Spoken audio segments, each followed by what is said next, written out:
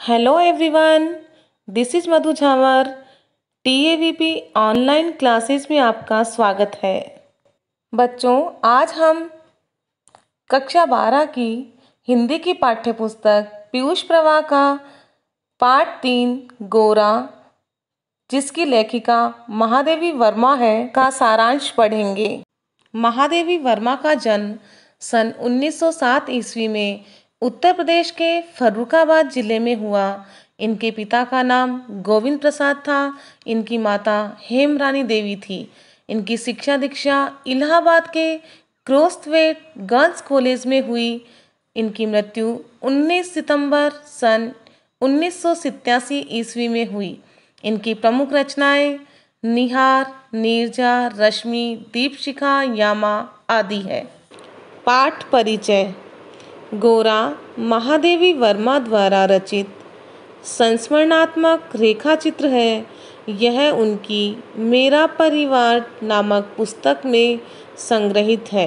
इसमें गोरा गाय का सजीव वर्णन किया गया है। महादेवी वर्मा की कहानी गोरा गाय का मुख्य उद्देश्य या संदेश। भारत के लोग दावा करते हैं कि वे गाय को पालना अपना धर्म समझते हैं। इस कहानी में क्या बताया गया है कि भारत के लोग दावा करते हैं कि वे गाय को पालना अपना धर्म समझते हैं। गाय उनके लिए माता के समान है और उसी गाय को अपने स्वार्थ के कारण मारने वाले व्यक्ति भी इसी देश में रहते हैं। गोरा का दूध दुहने वाला ग्वाला भी गाय को अपने स्वार्थ में बाधक समझता है और बाधक समझकर उसे एक दिन गुड़ में सुई मिलाकर खिला देता है। अब वो सुई धीरे धीरे गोरा के हृदय तक पहुंचती है। गोरा को बहुत ही कष्ट की अनुभूति होती है। वो भीतर ही भीतर कष्ट को सहन करती रहती है। बड़े बड़े पशु चिकित्सकों से उसका उपचार करवाया जाता है, पर उसके कोई लाभ नहीं होता और उसकी मृत्यु हो जाती है। तो आपको समझ में आ गया होगा कि किस तरह से अपने स्वार्थ की पूर्ति के लिए वो ग्वाला उस गाय की यानी उस मूक पशु की हत्या कर देता है। कहानी के मुख्य बिंदु इस प्रकार है। गाय पालने का सुझाव, गोरा का स्वागत, गौरा की सुंदरता तथा स्वभाव, बछड़े का जन्म, दुग्ध दोहन की समस्या, दुष्ट ग्वाला, मृत्यु से संघर्ष, दुखद मृत्यु। हम कहानी का सारांश निम्न बिंदुओं के आधार पर पढ़ेंगे। गाय पालने का सुझाव। महादेवी की छोटी बहन का नाम श्यामा था। एक बार महादेवी अपनी छोटी बहन श्यामा के यहाँ गई तो श्यामा ने उनको गाय पालने का सुझाव दिया और उसने उनको कहा कि तुम्हें इतने पशु पक्षी पालने का शौक है तो एक गाय क्यों नहीं पाल लेती हो। साथ ही उसने गाय की उपयोगिता भी बताई जो महादेवी को उचित लगी और वह गाय को लाने का सुझाव मान लेती है। गोरा का स्वागत। जब गोरा महादेवी के बंगले पर आई तो उसका भव्य स्वागत किया गया। महादेवी के परिचितों तथा परिचारकों ने गोरा के माथे पर रोली केसर का टीका लगाया, लाल सफ़ेद गुलाबों की माला पहनाई, चौमुखा दिया जलाकर यानी 4 मुखा दिया जलाकर उसकी आरती उतारी और दही पेड़ा खिलाया और वर्ण के कारण उसका नाम गोरा रखा गया। गौर वर्ण के कारण उसका नाम गोरा रखा गया। जैसे हमारे घर में कोई नया मेहमान आता है और हम उसका रोली, केसर, फूलों से आदि से उनका स्वागत करते हैं, उसी प्रकार उस गाय का भी महादेवी के बंगले पर भव्य स्वागत किया गया। बछड़े का जन्म। जब गोरा महादेवी के घर आ जाती है तो उसके 1 साल बाद ही उसके एक बछड़े का जन्म होता है। लाल रंग होने के कारण उसका नाम लालमणि रखा जाता है और सारे के सारे यानी मोहल्ले में जितने भी लोग थे सब उसे लालू कहकर पुकारते थे। गाय लगभग 12 सेर दूध देती थी बछड़े के लिए छोड़ने के बाद भी पर्याप्त दूध बच जाता था और बचे हुए दूध को क्या करते थे कि आसपास के जितने भी बाल गोपाल से लेकर और कुत्ते बिल्ली जो भी थे वो सारे के सारे उसका दूध पीते थे। वे सभी गोरा के आसपास उछलते कूदते थे तथा गोरा भी उनको रंभा रंभा कर बुलाती थी। अब महादेवी के सामने दुग्ध दोहन की समस्या आती है, यानी गाय का दूध निकालने की समस्या खड़ी हो जाती है। महादेवी के सामने गोरा का दूध दुहने की समस्या आई क्योंकि शहरी सेवक दूध दोहना नहीं जानते थे और जो गांव से आए थे उनका अभ्यास छूट गया था। महादेवी के यहाँ पहले जो ग्वाला दूध देने आता था, यानी गोरा के आने से पहले जो ग्वाला महादेवी के यहाँ दूध देने आता था, उसने गोरा का दूध निकालने का भार अपने ऊपर ले लिया। यानी महादेवी ने उसी के कहने पर उसे दूध दुहने के लिए नियुक्त कर लिया।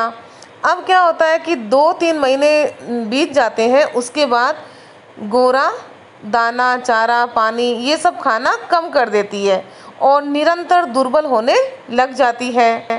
बड़े बड़े पशु चिकित्सकों से उसकी जांच करवाई जाती है और जांच में ये बताया जाता है कि गोरा को सुई खिला दी गई है। रक्त संचार के साथ जब ये सुई हृदय को पार कर लेगी तो इसकी मृत्यु हो जाएगी। दुष्ट ग्वाला। अब महादेवी के सामने उस ग्वाले की सच्चाई प्रकट हो जाती है कि ग्वाले ने गाय को गुड़ के साथ सुई मिलाकर खिला दी है। और वो क्या करते थे कि जिन घरों में ज़्यादा दूध लिया जाता था, तो पहले क्या करती थी कि महादेवी वर्मा इसी ग्वाले से दूध लेती थी और उस मोहल्ले में भी वही ग्वाला दूध देता था। तो जैसे ही महादेवी के घर में ये गाय आती है तो उससे सभी लोग दूध लेना बंद कर देते हैं। उस ग्वाले के मन में स्वार्थ की भावना घर कर जाती है और इसी कारण वो गाय को गुड़ में लपेटकर सुई खिला देता है, जिससे गोरा को निरंतर परेशानी का सामना करना पड़ता है। अब गोरा को कष्ट की अनुभूति होती है। गोरा का मृत्यु से संघर्ष। गोरा मृत्यु से संघर्ष कर रही थी। बड़े बड़े डॉक्टरों को उसे दिखाया गया और डॉक्टरों के कहने पर महादेवी वर्मा उसे सेब का रस भी पिलाती थी। उसे मोटी सिरिंज से बार बार इंजेक्शन भी दिए जाते थे और यह सब गोरा भीतर ही भीतर सहन कर रही थी। यानी इतना कष्ट उसे हो रहा था और उस कष्ट की अनुभूति वो भीतर ही भीतर कर रही थी। कभी कभी उसकी आंखों के कोनों से आंसू भी छलक आते थे और किसके कारण? उस कष्ट के कारण। महादेवी को देखकर गोरा अत्यंत प्रसन्न होती थी और पास आने पर उनकी गर्दन चाटने लगती। लालमणि को तो जरा सा भी आभास नहीं था। लालमणि गोरा का बछड़ा था, तो उसे तो बिल्कुल भी ये पता नहीं था कि उसकी माँ बीमार थी और वह तो उसके चारों ओर उछलता कूदता रहता था। गोरा निरंतर मृत्यु से संघर्ष कर रही थी। नेक्स्ट, मृत्यु की प्रतीक्षा। महादेवी जब गोरा की मृत्यु के बारे में सोचती थी तो उनकी आंखों में आंसू आ जाते थे। लखनऊ, कानपुर आदि बड़े बड़े नगरों से पशु चिकित्सकों को बुलाया गया कि उपचार से गोरा, लेकिन किसी भी तरह के उपचार से गोरा को कोई लाभ नहीं हुआ। महादेवी के अनुसार निरुपाय प्रतीक्षा से होने वाली पीड़ा को वही जानता है जिसको किसी असाध्य और मरणासन्न रोगी के पास बैठना पड़ा हो। असाध्य यानी प्रयत्न करने के बाद, यानी कोशिश करने के बाद भी जिसका कोई उपाय ना हो सके। मरणासन्न रोगी यानी जिसकी मृत्यु नज़दीक हो। दुखद मृत्यु।